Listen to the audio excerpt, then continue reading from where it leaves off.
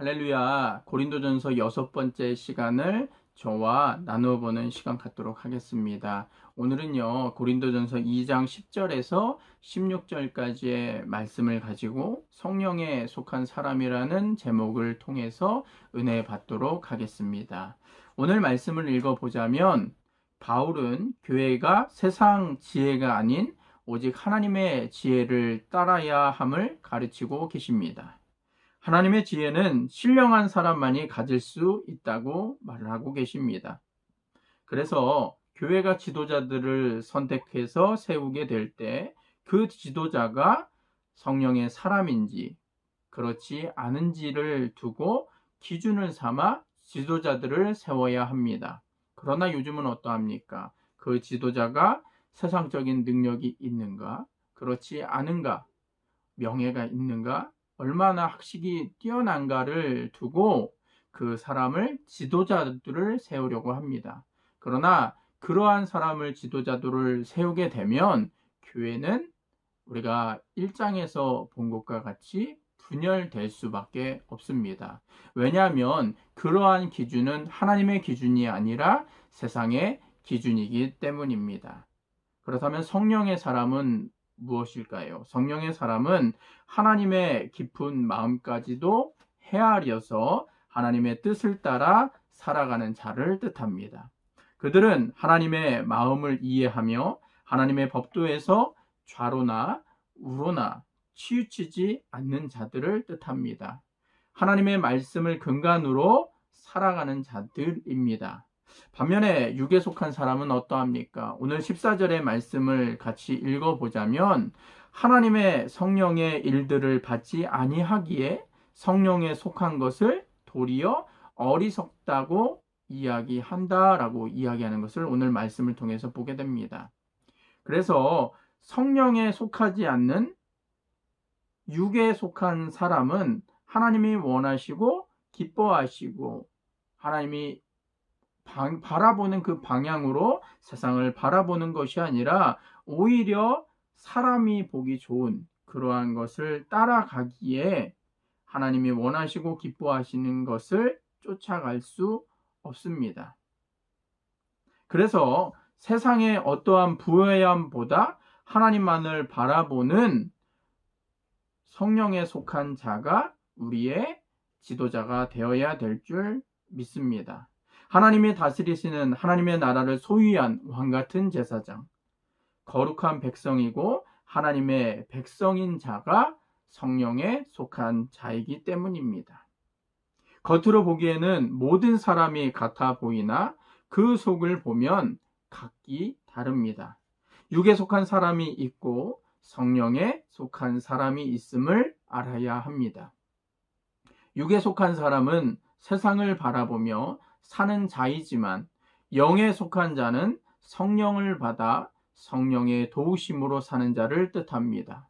우리는 이러한 자를 성도라고 말합니다. 성도는 성령을 받은 자를 뜻합니다. 우리는 흔히 교회에 나오는 사람을 성도라고 말합니다. 그러나 진정한 성도는 성령을 받은 사람을 뜻합니다. 이는 회중들 가운데 역사하시는 성령의 내주하심을 막연히 지식이나 지혜로 아는 자를 의미하는 것이 아닙니다. 오순절날 임하신 성령의 역사하심과 같은 예수의 흔적이 드러난 확실한 역사적인 그러한 성령의 역사가 있는 자를 의미합니다. 그래서 성도는요, 하나님 앞에 나와서 진정한 회개를 통해 인격적으로 죽음을 통해 이제는 예수로 인해 다시금 사는 자를 우리는 성령의 인침받은 자, 성도다라고 이야기하는 것입니다. 그래서 성도는요, 신령한 사람들로서 성령을 받은 사람들입니다.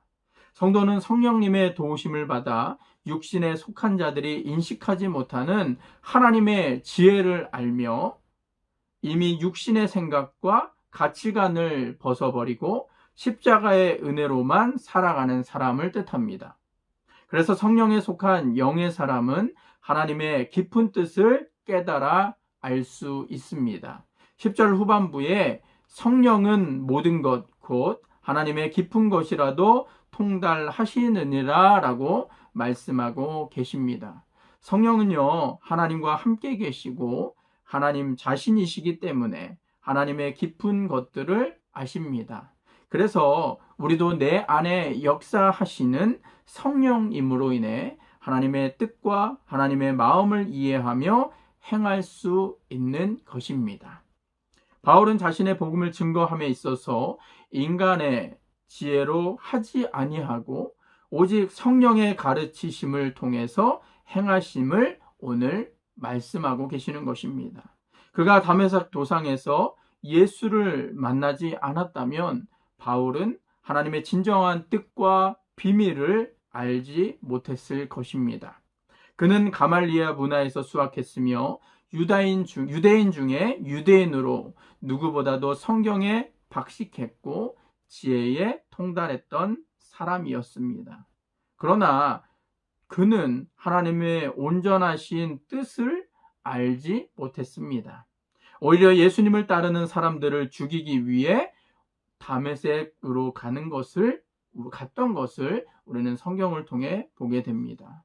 그가 생각한 복음은요, 육신에 속했을 때 도리어 하나님의 뜻을 거스르는 이론밖에는 되지 못했습니다.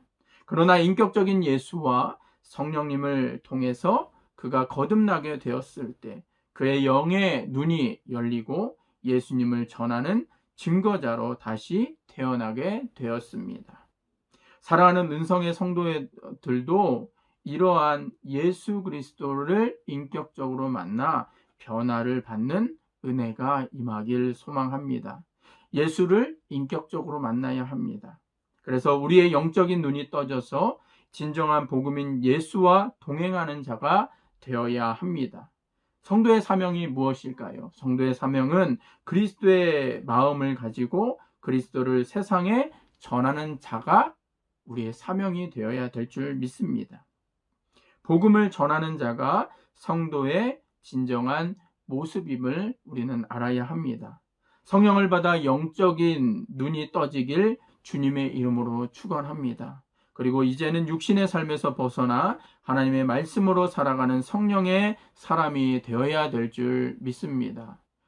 2장에서는 하나님의 지혜에 대해서 계속적으로 말씀하고 계십니다.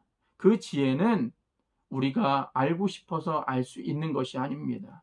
우리가 성령을 만나고 성령이 내 안에 내주하셔서 그분을 통해서 성령이 사람이 되게 될 때 우리의 기준이 육적인 기준이 아니라 영적인 기준으로 바뀌게 되고 성령에 속한 사람이 될 때 진정한 성도의 모습으로 변화될 줄 믿습니다.